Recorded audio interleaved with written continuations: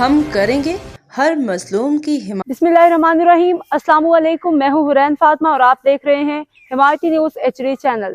نظر ڈالتے ہیں آج کی اہم خبروں پر۔ روزنامہ حمایتی نیوز رپورٹ۔ غلام مصطفیٰ جج حرم آئمہ کے مسئلہ تعمیرات حجت الاسلام والمسلمین الحاج شیخ حسین احمدی قمی کی پاکستان آمد، مولانا اشرف علی منتظری سے ملاقات، پرچم حرم امام حسین کی زیارت و تحائف پیش۔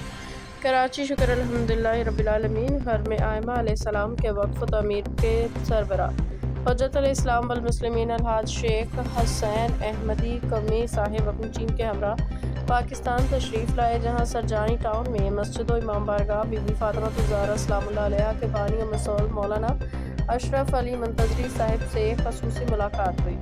اس ملاقات کے دوران شیخ حسین احمد قمی صاحب نے مولانا منتظری کے پرچم حرم امام حسین علیہ السلام کی زیارت کروائی، تربت و ذریح مقدس سے امام حسین کا تبرک بطور تحفہ پیش کیا گیا اور حرم مقدس آپ کی جانب سے زیارات کی خصوصی دعوت بھی دی گئی۔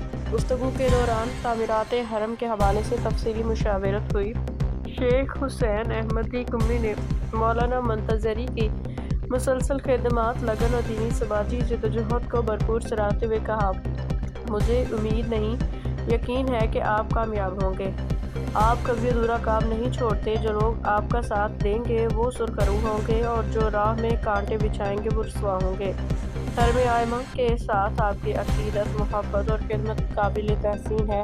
میں ہمیشہ آپ کے لیے دعا گو رہوں گا۔ اس موقع پہ علامہ سید ناظر Abbas Naqvi, additional general secretary علماء کونسل پاکستان، خادم زائرین سیدنا ناصر عباس نقوی، شعبہ کم اور شفاعت پہلوانی حسنین عباس کراچی ڈویژن، مولانا سید مظہر حسین زیدی، مولانا سید اون نقوی اور اس کے علاوہ مولانا سید عدنان آغا، دانش حیدر اور دیگر علماء مومنین کے شرکائے مجلس مومنین مومنات کو پرچم حرم امام حسین علیہ السلام کی زیارت بھی کرائی گئی، جس پہ روح پرور مناظر دیکھنے پہ آئے۔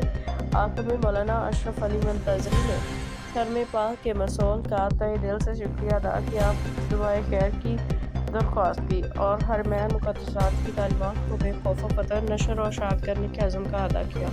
اب تک کے لیے اتنا ہی۔ مزید خبروں اور اپڈیٹ سے باخبر رہنے کے لیے دیکھتے رہیں حمایتی نیوز HD چینل۔